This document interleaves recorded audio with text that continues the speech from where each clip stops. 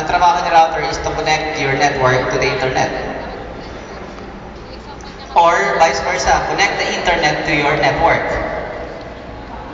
So, isang ISP, isang internet account, hindi mo kailangan na kung ilang computers meron ka, ganoon din karaming internet account. So, you will just use one internet account and then spread na lang sa network using the router. So, i-connect na natin yung switch and then ikakalat na lang ng switch natin sa network. And then share your internet connection easily and securely.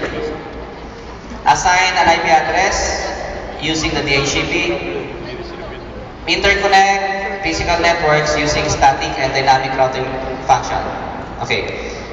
Doon sa mga may background sa network, what is the difference of static and dynamic routing?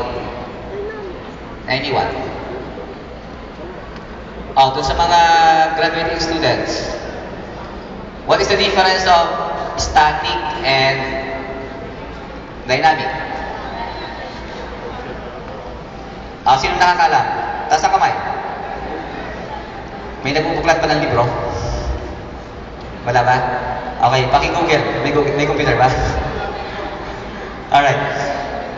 The difference of static and dynamic, si static is manual defined or user defined.